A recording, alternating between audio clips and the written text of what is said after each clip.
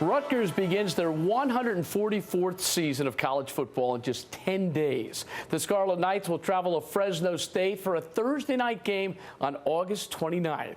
And joining me right now is head coach Kyle Flood, who had a terrific first season on the banks of the old Raritan. The Scarlet Knights finished 9-4 and claimed a share of their first ever conference title. Kyle, welcome. It's really down to crunch time now with 10 days to go. How do the Scarlet Knights look to you? We're almost there, and we're really excited as a program.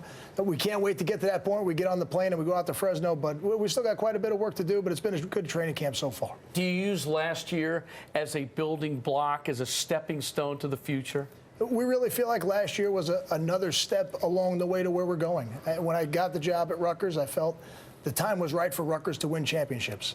And we did that last year, but there were still some things we left on the table, and those are the goals and the things we have our eyes set on this year. It all starts with quarterback Gary Nova, who's had a very solid camp and comes off a year last year where he made a lot of strides. It always starts with the quarterback. He's the most important guy in the organization, always going to be the focal point as a player.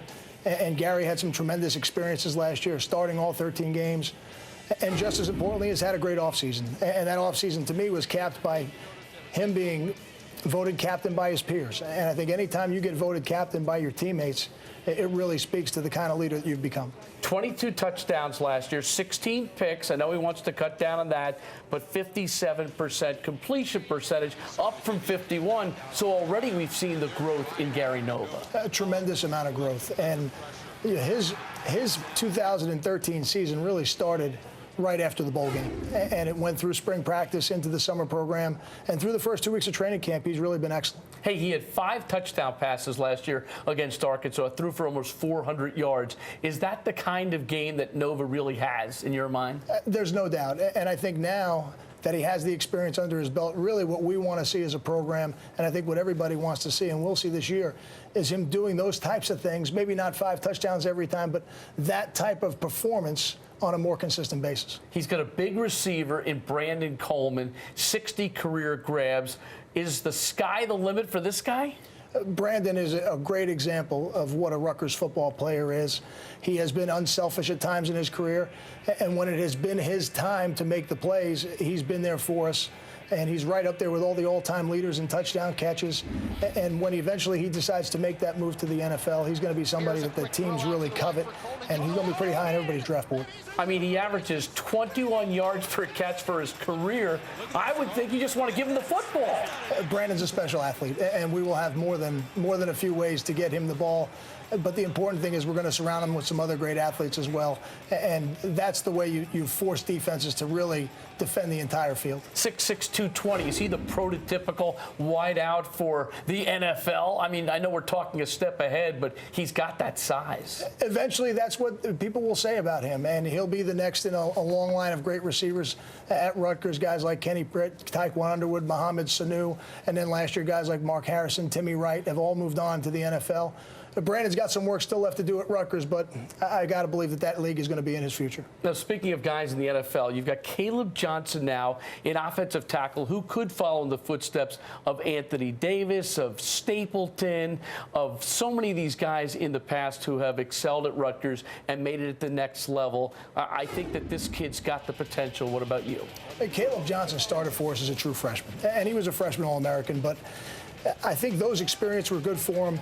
Last year's experiences were good for him. And this year, what I've seen out of Caleb is an offensive lineman who's starting to come into his own. We've moved him from the left tackle spot into the left guard spot. He's playing next to Batim Bujari now for the 2nd straight year. So there's some chemistry that's being built on the interior of that line. And I'm really excited to see what they can do this year. And you were the offensive line coach here for so many years. You had Jeremy Zuta. You had Cam Stevenson. You had Darnell Stapleton. So does this kid have the firing ability of those guys? We had a guy by the name of Anthony Davis who wasn't so bad either. And does he have that kind of potential? I think each one of those players was a little bit different and a little bit unique in their own way. And I think Caleb is as well. He's a powerful offensive lineman. He's athletic.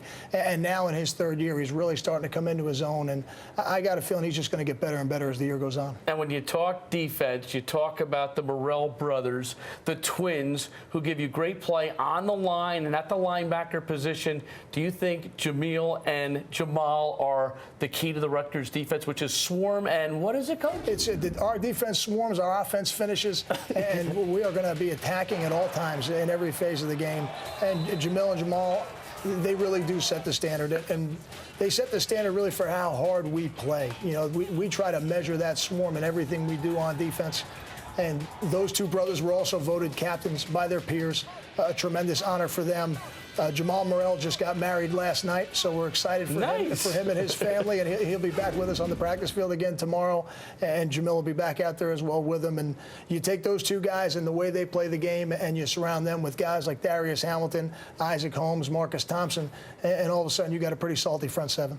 Let's start with the schedule, and it all begins with Fresno State. You've got Louisville later in the year, and they're the preseason pick in the conference to win it. What are your thoughts on the schedule?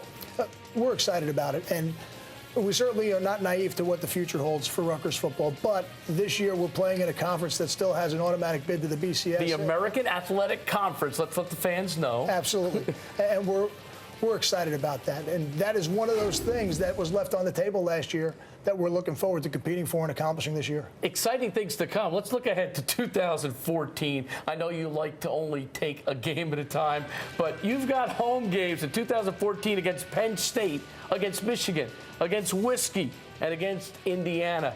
Can you think ahead for a moment? Is it cool?